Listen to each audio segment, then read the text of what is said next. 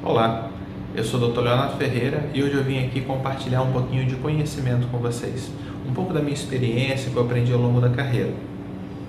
Hoje nós vamos falar um pouquinho de processo médico, tá? Não estou falando de erros, tá? E sim do processo médico em si. A gente sabe que a gente é processado e perde metade mais ou menos dos processos, segundo o Tribunal Superior de Justiça, né? E o CREMESP de São Paulo fez uma estatística que a gente é condenado em torno de 50% dos casos, segundo o Conselho, né? Então, falando um pouquinho sobre essa questão de processo, a gente sabe que existem formas de você evitar o processo e até de se proteger. Se fala muito hoje disso, né? Se fala muito de preencher o prontuário adequadamente, se fala muito sobre formas de defesa quando o processo acontece. Entretanto, hoje eu vim falar de uma coisa um pouquinho diferente. Vim como é que você faz para evitar que ele comece, né? Formas que você tem de técnica, de conhecimento, que vai te fazer evitar de ter o processo em si, tá? A gente sabe hoje que, por exemplo, uma estatística interessante, tá? Essa fica aí a dica para quem não conhece. Eu não sou contra a ideia de ter nenhum tipo de seguro médico, tá? Eu acho interessante ter, eu tenho, tá? Mas a gente sabe que quando você tem seguro médico, a chance de você ser condenado de um erro médico ou indenizar outra parte no tipo de processo é maior, tá? Isso é estatístico. Então, se você vai ter algum tipo de seguro, e eu recomendo que tenha, a chance de ser condenado é maior. Então, eu vim falar um pouquinho de algo que me interessa muito, né? Que é a ideia de como é que você faz para evitar de ter o processo, né? Claro, existem várias formas de fazer isso. Óbvio que começa tendo um profissional, tendo conhecimento técnico, explicando para o paciente, né? Preenchendo adequadamente o prontuário, mostrando erros, consequências possíveis do tratamento que está sendo instituído, etc, etc. Isso é bem falado na internet. Mas tem um ponto que as pessoas falam, mas ninguém explica muito, né? É que é melhorar a relação médico-paciente. Como é que faz para você melhorar a sua relação médico-paciente? Como que você faz para você ter uma relação melhor com o teu paciente? Como você, colega, faz? Você parou para se perguntar isso? O que você está fazendo de diferente? Pois é disso que eu quero falar hoje. Se você se interessou até aqui, vamos até o final. A aula não vai ser longa, mas eu quero dividir um pouquinho do que eu aprendi na minha estrada. Bem, falando dessa questão de relação médico-paciente, eu acredito que uma das coisas mais importantes é o desenvolvimento de empatia, tá? Por definição, para a nossa área de saúde, a empatia nada mais é que a capacidade de sentir ou perceber a sensação da outra pessoa na situação que ela está passando. Lembrando que a gente atende muita gente doente ou com vários problemas de saúde, emocionais, psíquicos, sejam físicos, seja lá o que for, e não necessariamente nós temos a mesma doença ou estamos passando pelos mesmos problemas e muito menos temos a mesma visão que aquela pessoa do problema que ela está passando. Mesmo que você atenda um paciente que está com depressão e você tenha depressão, querido, ou uma doença física qualquer que você também a tenha, a sua visão dessa doença é muito diferente da pessoa que você está tratando.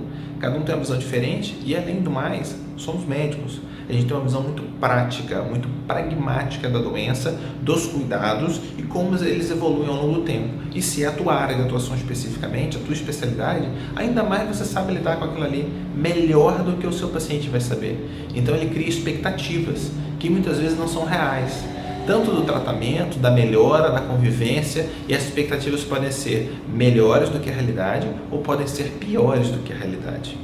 Cabe a nós desenvolver na relação médico-paciente a capacidade de perceber qual é a visão do paciente e não se sinta mal por chegar para a pessoa e perguntar, tá, como você acha que vai ser o tratamento? Qual é a sua expectativa de melhora? Eu pergunto isso para os meus pacientes, volta e meia eu pergunto, qual que é a sua expectativa disso? O que você acha que isso vai acontecer? Num primeiro momento, para quem não tem muita habilidade dessa questão da empatia, do desenvolvimento de relação interpessoal, ou tem aquela questão muito fria ou muito focada no tratamento, na técnica, no procedimento, no prontuário bem escrito, isso te afasta um pouco das pessoas. É fundamental, não pode ser esquecido, mas não pode sobrepujar, não pode ficar no lugar da boa relação médico-paciente. Tá? Não estou falando que técnica é ruim, óbvio, mas ela é necessária, ela é fundamental, mas você não pode tratar a pessoa como um objeto, né? É um ser humano. Outra coisa importante para lembrar aqui, né? Existe muito essa questão das pessoas quererem um atendimento rápido, prático, eficiente, etc. ótimo, a gente tem que fazer isso sim, a gente tem que se esforçar nisso sim, mas isso fica a cargo de pedido de exame, de papel, de documentação, de preenchimento de prontuário. Isso temos que ser bem hábeis, completos, corretos, adequados, mas no lidar com a pessoa, quem dita o tempo normalmente é o paciente. Você vai acelerar em alguns momentos quando necessário, lentificar em outros, reperguntar em outros, ok, isso faz parte do nosso trabalho, a gente sabe fazer isso, é o básico de uma anamnese bem feita, mas se você quer realmente evitar o processo, você quer realmente, nessa questão de ser processado, evitar que ele começa pelo bom relacionamento, e o bom relacionamento fica baseado em empatia. Então, com o tempo que você se preocupa com isso nos pacientes, você começa, às vezes, no olhar, perceber se a pessoa está preocupada, está com medo, está chateada. E se você tem dúvida, pergunta, você está com medo? Porque é normal ter medo. Você está enfrentando uma coisa nova, você está enfrentando uma situação que você nunca viveu, né? Você não sabe o que vai acontecer. Eu posso até não saber com certeza o futuro, mas eu tenho uma noção de como as coisas acontecem e qual é a probabilidade de acontecer dessa ou daquela forma. A pessoa não sabe. Então, pergunte para o seu paciente, você está preocupado com isso? Você está com dúvida? E às vezes a pessoa diz que não, mas a cara diz que sim. Isso é uma coisa muito comum para mim. Eu vejo muito, você está com alguma dúvida, você entendeu o que eu expliquei? A pessoa, com aquela cara de que não entendeu nada. Ok, então tá bom, que bom que você entendeu. Mas deixa eu explicar de novo. E eu explico outra vez, com calma, devagar, novas palavras, costumo usar muito a questão de analogia. Tudo isso são formas de construir relacionamento.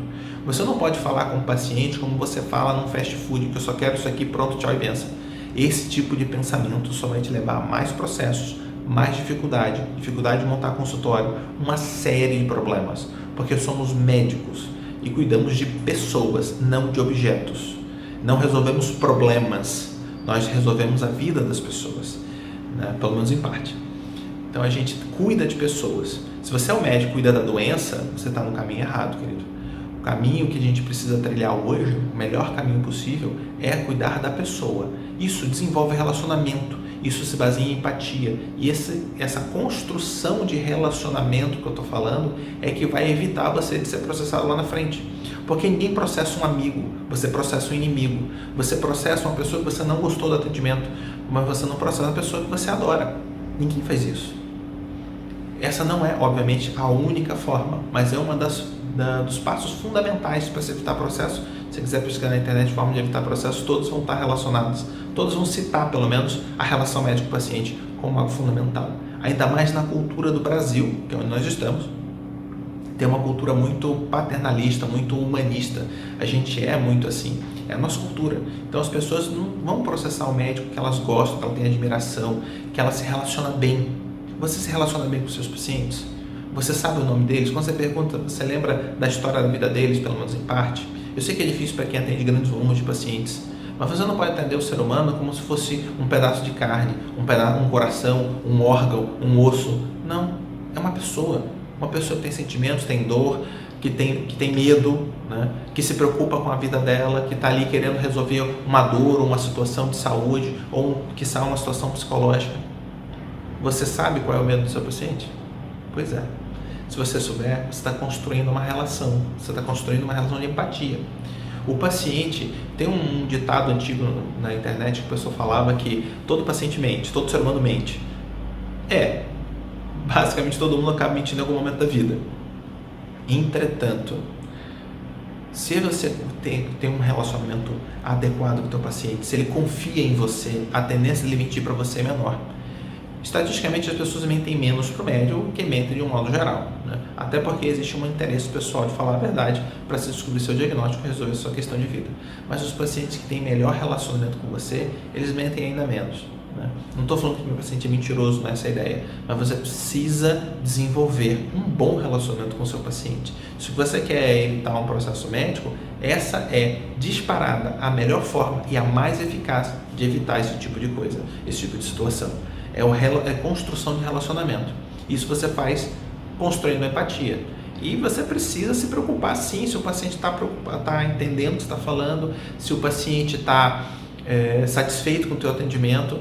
E não é só a experiência da sua relação médico-paciente, é a experiência como um todo. Tá? Se você trabalha dentro de um hospital e a relação do paciente é muito ruim com o hospital, há a chance dele processar o hospital e você acaba sendo indiciado junto por causa das questões legais, que em outra aula eu explico melhor, em mais detalhes, essa questão mais burocrática, mais legal. Não é o ponto central aqui. Mas se você trabalha num consultório, por exemplo, na clínica, e a clínica é atendimento ruim, a tendência também é da pessoa acabar ficando chata com a clínica. Ajuda muito no caso de consultório particular se a sua relação específica médico-paciente é muito boa. Bom, isso já te protege bastante, tá? Muito mais do que você possa imaginar. E essa construção se baseia na empatia, eu já falei, estou repetindo, né? Mas como é que eu construo empatia? Como é que eu me preocupo com isso? Bem, em vez de você se preocupar só em fazer as perguntas para definir o seu diagnóstico, e não há problema nenhum de você começar a entrevista nesse sentido, de você tentar descobrir qual é o diagnóstico do paciente, assim que você tem uma noção disso, ou vai pedir mais exames para de repente investigar melhor, sempre passar a questionar a questão da empatia. Ou seja, como é que você está se sentindo a respeito disso? Você está com medo? Tem algum outro problema relacionado a isso? Está te causando mais algum dano? Que não tem a ver com o tratamento médico em si, mas que pode estar te preocupando? Você não quer um conselho sobre formas de você lidar com essa situação nova de saúde, seja pelo diagnóstico ruim, seja por uma doença, uma limitação temporária ou permanente que a doença está causando, ou porque você precisa de tempo para investigar melhor. Então, acalma a pessoa. Olha, eu preciso de mais tempo, de mais exames, é uma situação que ainda não se tem um diagnóstico definido ainda, precisa de alguns exames para isso, isso vai levar algum tempo para ser realizado. Então, vamos realizar esses exames. Até lá, não vamos criar expectativa nem para bom nem para ruim, tá? Se você acha, tem certeza que não é uma patologia grave, você pode acalmar a pessoa com isso. Olha, grave não parece ser, tá? A gente vai pedir mais exame para definir exatamente o que é, mas até esse momento não tem nenhum sinal de gravidade maior, então você pode ficar mais tranquilo, que seja lá o que for, não deva ter grandes afecções na sua vida para sempre, né? Ou de longo prazo. Vai ser uma coisa que vai ser resolvida muito provavelmente, ou tem grande chance de ser resolvido. Esse tipo de afirmação, essa forma de dizer, falar com calma com o paciente, deixar ele contar qual é a angústia que ele tem antes de entregar um resultado, isso tudo vai gerando empatia. Você tem que lembrar que você tem que ter um bom relacionamento com o teu paciente, tá? Não é só dar diagnóstico. Médico, de aqui para frente em especial, tá? Pelo que ainda vem pela tecnologia, inteligência artificial, uma série de coisas, robô, que estão colocando por aí uma série de áreas e vão invadir a nossa área também, não se iluda com isso, tá? Tudo isso, essa parte técnica, tá evoluindo, desenvolvendo, tá deixando pro médico a área que sempre foi intrínseca nossa, de criar relacionamento. A gente tem que se relacionar com o paciente, tá? De conversar, de saber os angústias, os problemas, ter uma certa empatia. Muitas vezes dizer para o paciente, eu sei que você está com dor, eu sei que é ruim, tá? E a gente vai tentar fazer de tudo para tentar amenizar essa tua dor, esse teu sofrimento. Esse tipo de pergunta, de afirmação, está morrendo nos consultórios, as pessoas estão deixando de fazer. Isso é fundamental. Eu já tive em consulta particular com outros colegas que não sabiam que eu era médico, né? E até pessoas muita questão de não dizer, quando o colega não me conhece já, agora está ficando mais difícil de não me conhecer, mas eu evito para poder saber qual é o tratamento que ele está dando a todo mundo, entendeu? Porque o fato de você ser médico, a gente muda. Todo mundo que é médico sabe disso. Quando você tem um médico ou um paciente, você age diferente de uma forma ou de outra. Até porque realmente a pessoa que está na sua frente entende muito bem de medicina, entende do assunto, né? E a forma de lidar às vezes muda um pouquinho mesmo. Isso não é um problema, tá? Mas eu faço questão de ser tratando com qualquer pessoa porque eu acho que ele acaba explicando melhor. Porque você está explicando para quem não entende. Eu que entendo, vou pegar melhor ainda. Então é bom para mim, sabe? Não é por mal a ninguém não, mas é bom para mim. Então eu acabo não dizendo que sou médico, tentando ter essa relação médico-paciente mais normal, vamos dizer assim, mais de todo mundo, né? Mas enfim, essa construção de relacionamento, essa forma de você melhorar a forma de se relacionar com as pessoas é fundamental, tá? Isso evita processo, evita bastante. Você pode perguntar para qualquer advogado que trabalha nessa área, se tiver dúvida.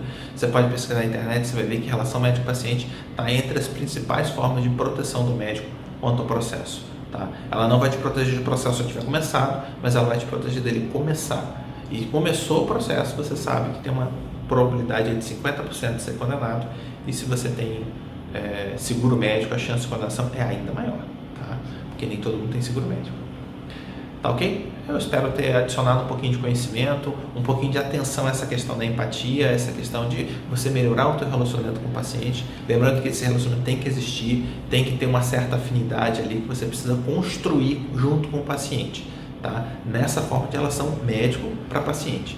Isso é fundamental, e se preocupar com o que o paciente está sentindo, com as angústias dele, tá? Às vezes o paciente tem um diagnóstico de uma doença muito simples, muito banal, ou uma lesão, um trauma que seja relativamente fácil de ser resolvido, e a pessoa tem uma angústia tremenda sobre aquilo ali. Ela está super com medo, está super preocupada. Muitas vezes amenizar esse medo é melhor do que tratar a doença em si, né? Tem algumas doenças na clínica médica, que é a área que eu atendo mais, a gente tem muita doença que ela é autolimitada, ela vai acabar evoluindo para a cura naturalmente. Mas as pessoas, de repente por uma situação de vida ou por um sintoma específico que as preocupem, elas acabam tendo uma angústia tremenda sobre aquilo ali. E é essa angústia que ela veio tratar, muito mais do que a doença em si. Isso é muito comum, né? Hoje em dia, as pessoas vêm tratar muito mais a angústia de um determinado sintoma ou de uma possível doença que ela tem expectativa que seja, muitas vezes não é, né? E ela está querendo tratar essa angústia, ela veio por causa dessa angústia de procurar, não pela doença especificamente. E essa percepção se traduz como empatia, por isso ela é tão fundamental para construir a relação médico-paciente e construir um relacionamento mesmo, né? Relação médico-paciente não é dizer oi, tchau, bom dia, boa tarde, boa noite, chegar no horário. Isso não é relação médico-paciente, isso não é relação nenhuma, né? Isso é apenas a existência de duas pessoas no mesmo ambiente, com educação, acabou, não tem relacionamento. O médico precisa construir relacionamento com o seu paciente, tá? Um relacionamento de respeito mútuo, de confiança, isso é fundamental. Sem confiança você não consegue trabalhar como médico, né? E essa confiança vai se basear nesse relacionamento, no quanto você consegue expressar para a pessoa que você entende o que ela está passando, não só entende da doença em si, mas entende da pessoa, que ela está com angústias, com expectativas reais ou não, e que você precisa adressar elas para a realidade, seja para melhor, seja para pior. Infelizmente é a nossa vida, né? Mas a gente tem que saber adressar isso e trazer essas angústias, essas expectativas para um plano mais real. Bem, espero ter ajudado aí para todos vocês, acho que tá bom, né? Já falei bastante aqui. Um dia a gente pode sentar para conversar mais, quem sabe uma aula mais completa um dia aí na frente. E espero ter ajudado todos vocês. Lembrem-se, somos todos pacientes.